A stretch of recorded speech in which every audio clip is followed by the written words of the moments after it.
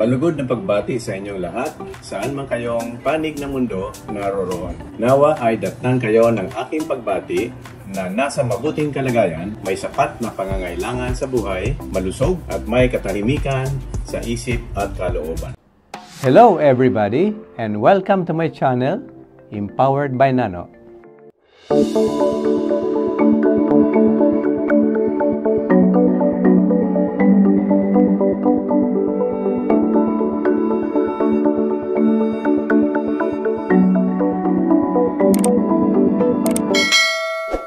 Ating pag-usapan sa episode na ito ang tungkol sa peking PWD IDs. Ayon sa pahayag ni Senator Sherwin Gatchalian, sa kasalukuyan ay mayroong 8.5 milyong peking PWD IDs ang nagkalat sa iba't ibang lugar sa buong bansa. Ang maling paggamit ng mga peking persons with disabilities or PWD ID cards ay lumalaking alalahanin na pumipinsala sa mga negosyo, ahensya ng gobyerno at higit sa lahat sa lehitimong PWD community. Ang mga restaurant, butika, ospital at iba pang mga establishmento na nagbibigay ng mga diskwento, pribileyo sa PWD ay dumaranas ng pagkalugi sa pananalapi dahil sa mga mapanlinlang na transaksyon. Nalulugi naman sa tamang buwis na nakokolekta ang gobyerno dahil sa paggamit ng peking ID na ito. Higit sa lahat, ang mga peking PWD card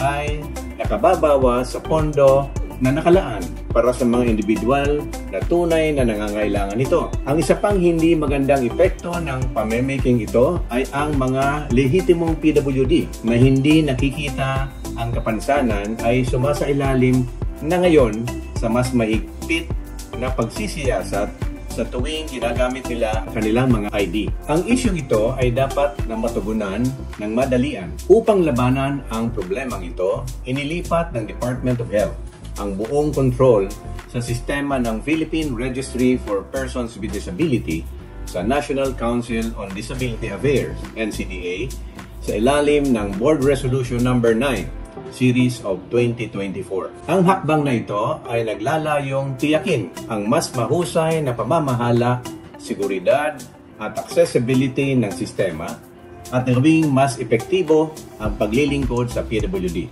Ang PRPWD ay isang online platform na ginagamit sa pagpaparehistro ng mga PWD, pagkuha ng kanilang data at pag-issue ng mga opisyal na ID card. Ang mga ID na ito ay nagsisilbing patunay ng pagiging karapat-dapat para sa mga benepisyo at pribilehyo sa ilalim ng mga kasalukuyang batas sa kapansanan o disability. Gayunpaman, para gumana ng mahusay ang sistema, dapat gumawa ang NCDA ng mga proactive na hakbang para mapahusay ang seguridad at kakayahang magamit ito.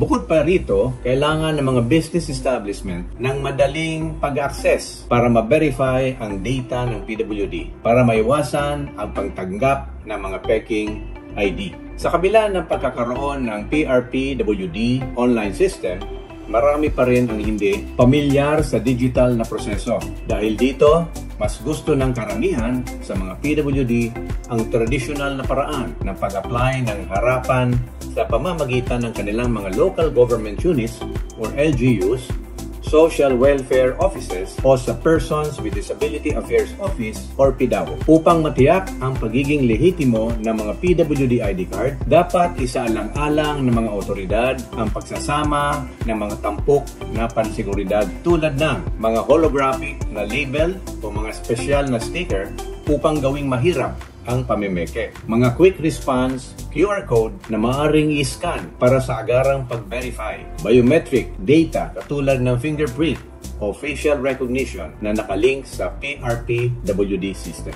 Ang pinakamahalagang hakbang sa pagpigil sa panloloko ay ang pagtiyak na ang data na nauugnay sa PWD ay tumpak na na-encode sa sistema ng PRPWD habang nag-a-apply. Anumang mga pagkakamali o pagkukulang sa pag-verify sa yugtong ito ay maaaring humantong sa mga hindi otorisadong individual na makakakuha ng mga validong PWD ID. Itinampok nito ang agarang pakikipagtulungan sa pagitan ng NCDA at LGUs upang matiyak ang isang secure at tumpak na proseso ng pagpaparehistro para sa mga lehitimong PWD. Noong Enero 2025, may humigit kumulang na 1.9 milyong PWD ang rehistrado sa sistema ng PRPWD. Gayunpaman, ang aktual na bilang ng mga PWD sa bansa ay malamang na mas mataas pa sa bilang na ito. Ito ay dagdag alalahanin tungkol sa kung sino nga ba ang karapat-dapat mabigyan ng ID at kung ang mga peking ID ay nagamit sa nakaraan. Dahil sa pagsusumikap sa pagpapatupad ng batas, ay isang malawakang paggawa at pagbebenta ng mga peking PWD ID card ang natuklasan at nabunyag. Nahuli ng mga otoridad mula sa National Capital Region Police Office or NCRPO ang mga suspect na sangkot sa iligal na aktibidad na ito. Ngunit naniniwala ang mga eksperto na ito ay isa lamang tip of the iceberg or maliit na bahagi pa lamang ng mas malaki at malawakang operasyon. Bilang tugon, naglunsad ang Restaurant Owners of the Philippines ng kampanya laban sa mga peking PWD ID. Maraming restaurant ngayon ang nagpapakita ng signage na may nakasulat na No to Fake PWD Cards. Gayunpaman, kapag tinanong kung papaano natukoy ang mga miyembro ang kanilang kawani ang mga peking ID, maraming manager ang umamin na wala silang opisyal na mga alituntunin. Ang kakulangan ng malinaw ng mga tagubilin na ito ay nagpapadali para sa mga manloloko na magpatuloy sa pag-aabuso sa sistema. Ito ay nagbunsod sa isang panawagan para sa isang mas matibay na pakikipagtulungan ng mga sangkot o stakeholders. Ang paglutas sa isyung ito ay nangangailangan ng pinag-isang pagsisikap ng mga stakeholder. Una, ang mga ahensya ng pamahalaan katulad ng NCDA, DSWD, LGUs, PDAO, at tagapagpatupad ng batas ay dapat magtulungan upang pagbutihin ang seguridad at kahusayan ng sistema ng PRPWD, palakasin ang mga proseso ng pag-verify ng ID sa LGU, labanan ang mga peke at panagutin ang mga may kasalanan. Ikalawa, ang mga business establishments katulad ng mga restaurant, drugstore, ospital at iba pang negosyo ay dapat mabigyan ng access sa isang real-time na verification system para sa mga PWD ID.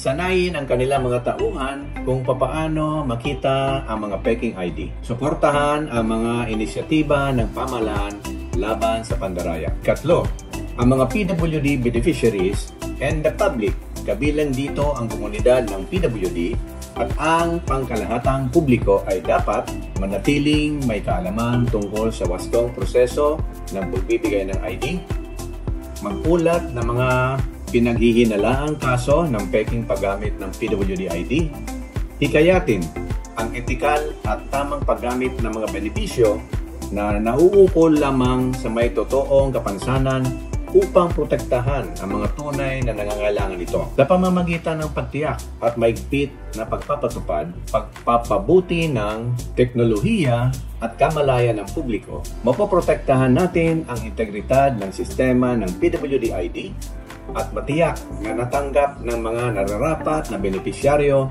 ang suportang nararapat sa kanila. Bilang pangwakas na paalaala, ang mga taong may tunay na kapansanan o PWD ay walang pagpipilian at hindi ginusto ang kanilang kalagayan. Hindi sila katulad ng ibang tao na may choice o malayang pagpipilian sa kalagayan nila sa buhay. Kung kaya, ang pagpapanggap bilang isang PWD o individual na may kapansanan upang iligal na makakuha ng mga diskwento ay hindi lamang illegal kundi immoral din.